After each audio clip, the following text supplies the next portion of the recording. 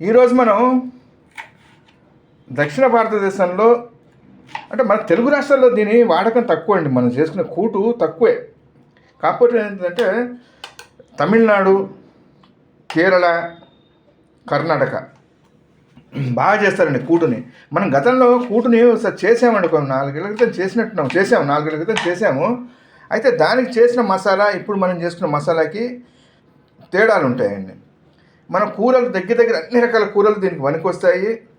అయితే దొండకాయ, బెండకాయ కొద్దిగా జిగురు ఉంటాయి చూసారా, వాటిని పక్కన పెట్టండి, దూరంగా పెట్టుకోండి.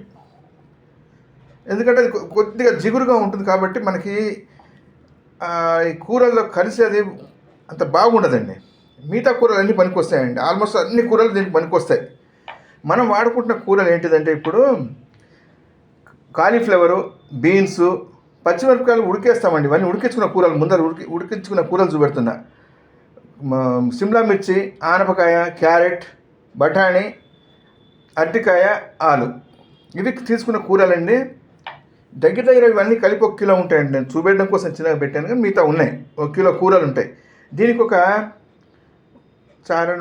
100 గ్రాముల పల్లీలు వేయండి. పల్లీలు వేస్తే అన్నీ కలిపి ఉడికించుకుందాం. అద్భుతంగా ఉంటుంది. పల్లీలు కూరతో ఉడికి చాలా బాగుంటుందండి. పల్లీలు తప్పకుండా వేయండి. రైట్. దీనికి మిగతా కరివేపాకు, కొత్తిమీర ఆఖరిలో మనం పైనుంచి గార్నిష్ చేసుకోవడానికి ఉపయోగిస్తామండి. కరివేపాకు అది మసాలాలో మన కూరల ప్రాసెస్లో వేసుకుందాం. పోపులో అది కూడా పోపులో వేసుకుంటాము. నేను ఇవి ఉడకబెడతాను. దీనికి కావాల్సిన మసాలాకి కావాల్సిన పదార్థాలు ఏంటిది అనేది ఇప్పుడు చూద్దామండి. ఒక్క నిమిషం. మనము కూటని 3 స్టేజ్లో చేస్తామండి. 3-4 స్టేజ్లు ఉంటుంది. ఫస్ట్ స్టేజ్లో ఏం చేసాం, కూరని తరిగి అవి ఉడుకుతున్నాయి, ఇందులో ఉన్నాయి. దానికి ఒక 100-150 గ్రాముల కందిపప్పుని తీసుకొని మెత్తగా ఉడికించి పక్కన పెట్టుకోండి. ఇది రెండోదండి. కూటు పౌడర్ చేసుకుంటాం. ఈ కూటు పౌడర్కి కావాల్సిన పదార్థాలు ఏంటిదంటే డ్రై రోస్ట్ చేసుకుంటామండి వీటిని. మిరియాలు ఒక 1/2 టేబుల్ స్పూన్, కొద్దిగా ఘాటు ఉండాలండి. జీలకర్ర 1.5 టేబుల్ స్పూను, శనగపప్పు 2 టేబుల్ స్పూన్లు, ధనియాలు 1.5 టేబుల్ స్పూను, మినపప్పు 1 టేబుల్ స్పూను, పచ్చి కొబ్బరి, ఎండు కొబ్బరి అండి. ఎండు కొబ్బరి తీసుకుందాము, కాయ పైన తీసుకుందాము. ఎండు మిరపకాయలు ఒక 4, దాల్చిన చెక్క, పువ్వు, లవంగాలు అన్నీ కలిపి 1 టేబుల్ స్పూన్ అంత అండి. పసుపు కొద్దిగా అవసరం అండి. పసుపు మనం కూరలు ఉడికేటప్పుడు వేస్తాము, అప్పుడు చూసుకుందాం. ఉప్పు మొత్తం మీద మనకి 1 టేబుల్ స్పూన్ పడుతుంది. సరిపోకపోతే తర్వాత సరి చూసుకోవచ్చు. తర్వాత పోపుకి నెయ్యి వాడతామండి. నెయ్యి లేదా నూనె 1.5 టేబుల్ స్పూను అంత నెయ్యి.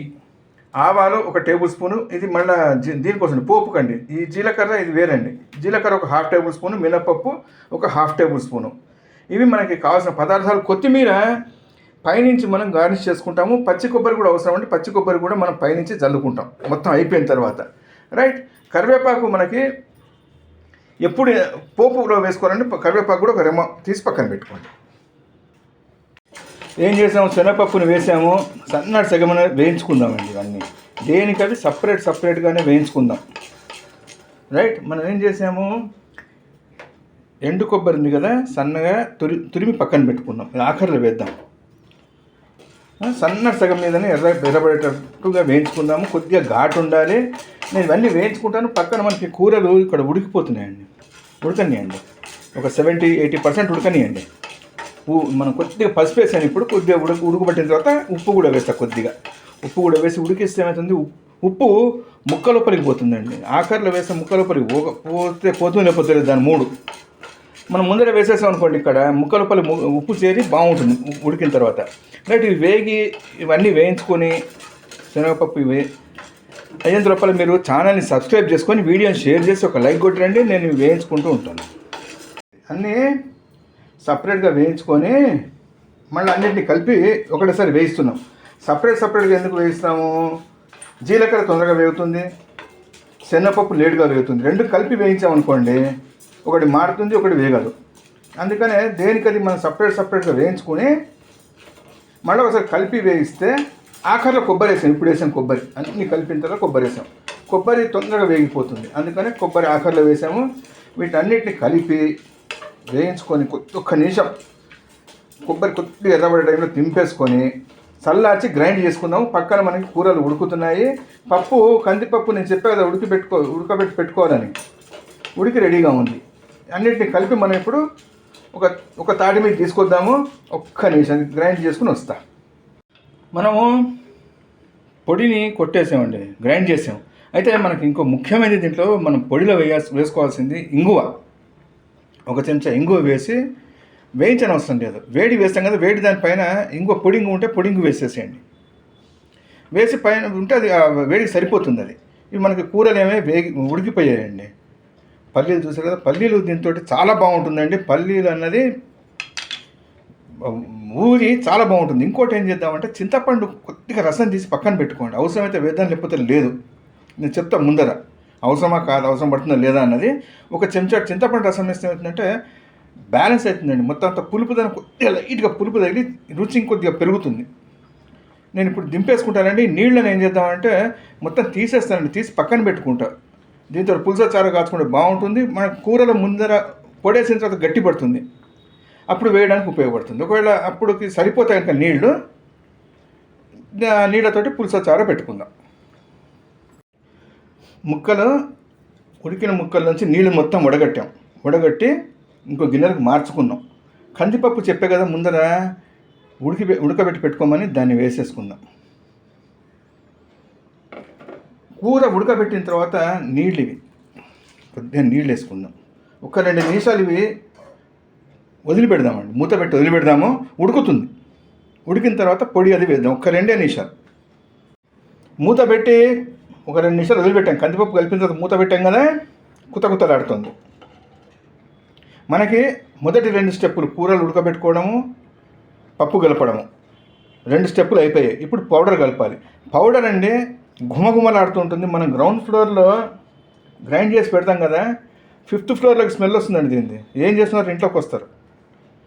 ఇది చేసి ఎక్కువైతే కనుక మూత పెట్టుకుని పక్కన పెట్టుకోండి. మళ్ళీ వేరే కూరల్లో దాంట్లో వాడుకోవచ్చు. ఇది సరిపోకపోతే మళ్ళీ కలుపుకుందాము. ఒక్కసారి నేను పౌడర్ వేసేసాం కదా, ఒకసారి కలుపుకుందామండి. కింద మీద కలుపుకొని ఒక్కసారి ఉప్పు సరి చూసుకుందామండి.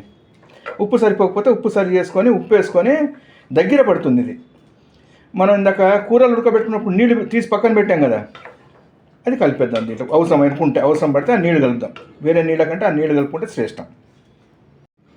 మనం పౌడర్ కూడా వేసిన తర్వాత మూత పెట్టాం కదా, 2 నిమిషాలు వదిలిపెట్టేసాం కలుపుకొని చక్కగా. ఏం వాసన వస్తుందండి, గుమగుమలాడుతుంది.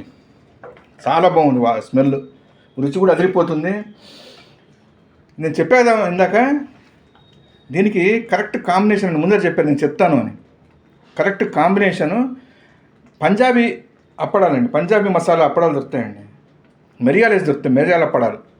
అవి 2 వేయించుకొని వేడి అన్నంలో ఇది కలుపుకొని అదొక ముక్క నంచుకొని తినండి. అబ్బా సూపర్ ఉంటుందండి. నేను దింపేసుకుంటానండి. ఒక్క నిమిషం పైనుంచి పోపు అది వేసుకుంటాను. నెయ్యి పోపు, కరివేపాకు, జీలకర్ర, ఆవాలు, నెయ్యి పోపు వేస్తాను. కొద్దిగా ఇంగువ కూడా వేస్తానండి. ఇంగువ దాకా పౌడర్లో వేసాను, దీనికి ఇంగువ పోపు వేసుకుందాము. పైనుంచి కొత్తిమీరను, పచ్చి కొబ్బరి వేసేద్దాం. అయిపోతుంది. 1 నిమిషం మనకి పూర్తి అయిపోయిందండి. పైనుంచి జీలకర్ర, ఆవాలు, ఇంగువ, నేతిపోపు వేసుకున్నాం. గుమగుమలాడుతుంది. వంట ఇల్లంతా నిండిపోయిందండి. ఆకలి పుట్టిస్తుందండి స్మెల్. అయితే మనం చింతపండు అని చెప్పుకున్నాం కదా, చింతపండు నేను వాడలేదండి, వెయ్యలేదు దీంట్లో. అవసరమైతే వేద్దాం అనుకున్నా కానీ అవసరం పడలేదండి, వదిలిపెట్టేసాం. రైట్. వేడి అన్నంలో చెంచా నెయ్యి వేసుకొని 2 పంజాబీ మసాలా మిరియాల అప్పడాలు వేయించుకొని తినండి. రుచి చూడండి, అద్భుతంగా ఉంటుందండి. తిని చూసిన తర్వాత రుచి ఎలా వచ్చిందో కామెంట్ చేయండి. మరో మంచి వంటతో మళ్ళా కలుద్దాం. థ్యాంక్స్.